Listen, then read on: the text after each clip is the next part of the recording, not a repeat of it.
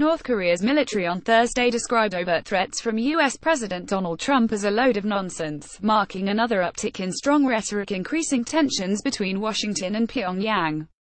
Sound dialogue is not possible with such a guy bereft of reason, and only absolute force can work on him, the military said in comments carried by state-run news agency KCNA.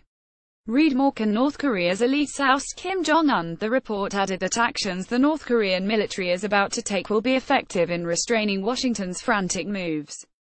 North Korean military officials said plans for an attack on the U.S. territory of Guam will be ready by mid-August, after which they will be presented to the country's leader Kim Jong-un, a South Korean soldier, by a TV screen in Seoul showing the distance from North Korea to Guam. Tensions have soared in the past week, with Trump striking a combative tone, saying Tuesday that North Korea best not make any more threats against the U.S. state. They will be met with fire and fury like the world has never seen, he added.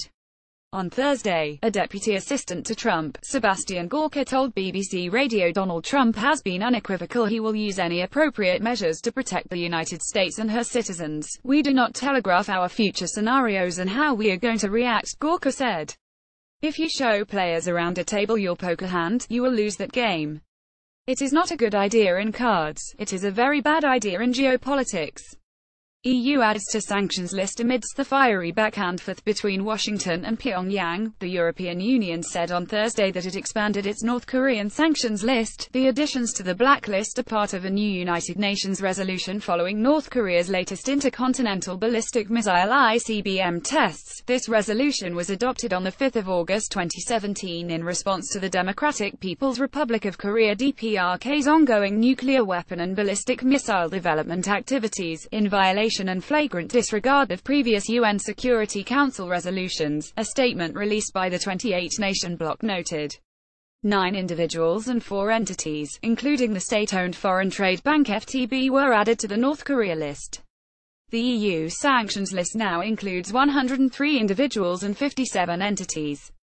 Read more. Do EU sanctions really work? Never tolerate provocations. Early Thursday, both Japan and South Korea warned Pyongyang over its latest threats.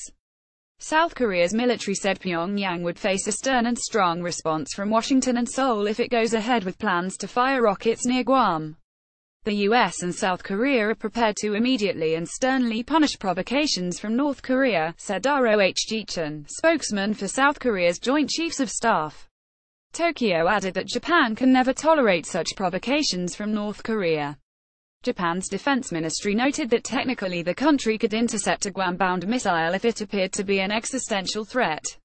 U.S. State Secretary Rex Tillerson on Wednesday tried to defuse the situation, telling reporters aboard his plane that there wasn't any immediate threat to the island of Guam after Pyongyang said it was considering plans to target areas surrounding the U.S. territory.